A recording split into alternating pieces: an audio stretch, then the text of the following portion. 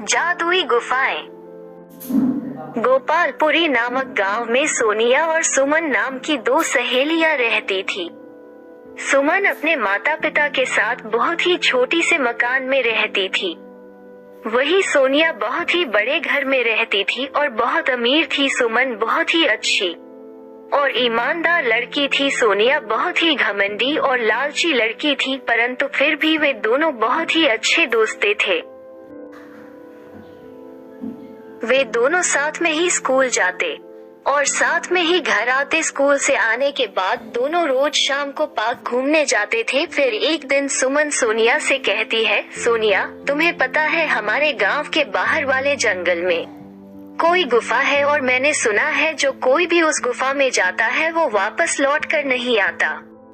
सुमन, ये सब कहने की बातें हैं, ऐसा कुछ भी नहीं है। चलो हम आज ही उस गुफा के पास घूमने जाते हैं। सोनिया, अच्छा तुम कहती हो तो चलते हैं। फिर अगले दिन सुबह सुबह सोनिया और सुमन उस गुफा की ओर घूमने चल पड़ते हैं। थोड़ी दूर चलने के बाद उन्हें दो जादुई नजर आता है। सुमन, देखा सोनिया, यहाँ दो गुफा है, हमें कौन सी गुफा में जाना चाहिए?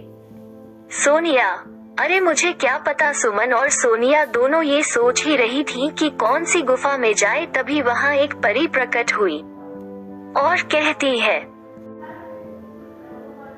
परी, हाँ हाँ हाँ, मेरे इस जादुई जंगल में तुम दोनों का स्वागत है। और जैसे कि तुम देख सकती हो तुम्हारे सामने दो गुफा है, एक गुफा अच्छाई का और दूसरा गुफा बुराई का।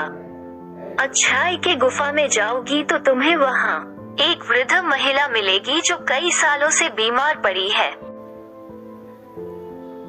तुम्हें उनकी सेवा करनी होगी। और अगर बुराई के गुफा में जाओगी तो तुम्हें वहाँ ढेर सारा खजाना मिलेगा, परंतु याद रखना उस गुफा में एक नागिन रहती है और ये तुम पर निर्भर करता है तुम कौन सा मार्ग चुनती हो, अच्छाई का या बुराई का। हाँ हाँ हाँ हाँ, इतना बोलकर वो परी वहाँ से गायब हो जाती है। सुमन, सोनिया, हमें अच्छाई के गुफा में चलना चाहिए। वहाँ बेचारी बूढ़ी काकी कितने सालों से बीमार पड़ी है, हम उन्हें इस हालत में नहीं छोड़ सकते। हमें जाकर उनकी मदद करनी चाहिए। सोनिया, हाँ, तुम ही जाओ अच्छाई के गुफा में, मैं तो बुराई के गुफा में जाऊंगी।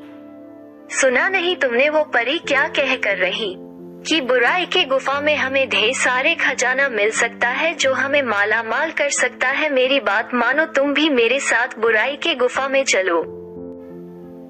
सुमन, नहीं सोनिया, मैंने बचपन से ही सीखा है कि हमें हमेशा अच्छाई के रास्ते पर ही चलना चाहिए। पैसों का क्या है, पैसे तो आज है और कल नहीं, परंतु हमारी अच्छाई हमेशा हमारे साथ रहती है। तुम्हें तो कुछ कहना ही बेकार है। सोनिया, मैं तो चली अपने बुराई वाले गुफा में, तुम भी जाओ अपने अच्छाई के गुफा में। इतना कहकर सोनिया बुराई के गुफा में चली जाती है और सुमन अच्छाई के।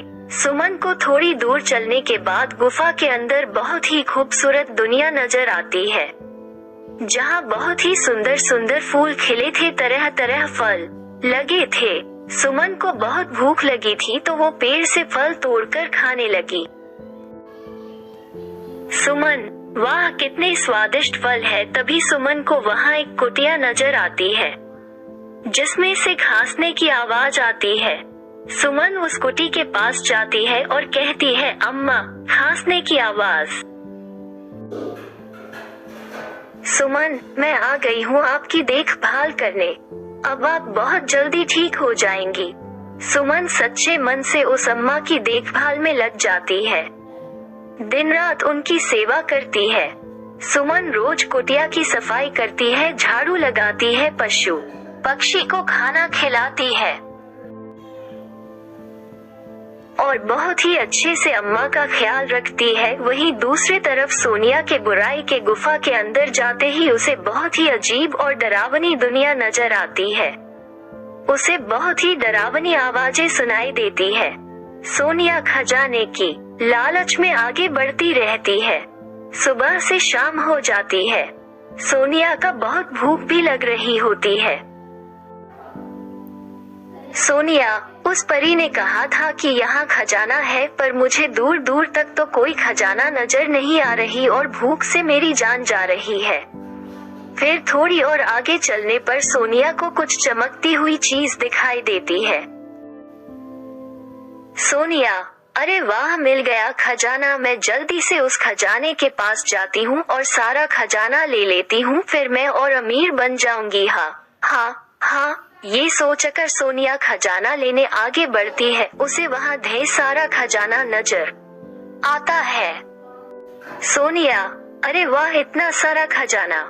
सुमन तो पागल है जो अच्छाई के गुफा में चली गई। अगर वो मेरे साथ बुराई के इस गुफा में आती तो उसे इतना सारा खजाना मिलता। पर कोई बात नहीं, अब ये सारा खजाना अकेले मेरा है। हाँ। ये सोचकर सोनिया जैसे ही खजाने को हाथ लगाती है वो खजाना गायब हो जाता है। सोनिया, अरे ये क्या, ये खजाना मेरे हाथ में क्यों नहीं आ रहा? इसी प्रकार सोनिया जैसे ही खजाने को लेने के लिए हाथ आगे बढ़ाती खजाना गायब हो जाता और अगर हाथ पीछे करती तो खजाना वापस आ जाता। सोनिया, अरे ये क्या हो रहा है मेरे साथ? तभी उसके सामने एक नागिन प्रकट होती है। नागिन, ही, लालची लड़की, अब तेरा लालच ही तुझे ले डुबेगा। अब तू यहाँ से जिंदा बचकर नहीं जाएगी और मेरा भोजन बनने के लिए तैयार हो जा। मैं कई सालों से भूखी हूँ और आज जी भर कर तुझे खाऊंगी। हाँ। तो बच्चों, कहानी कैसा लगा हो? अच्छा लगा हो तो चैनल को सब्सक्राइब एंड वीडियो को लाइक कर दीजिएगा।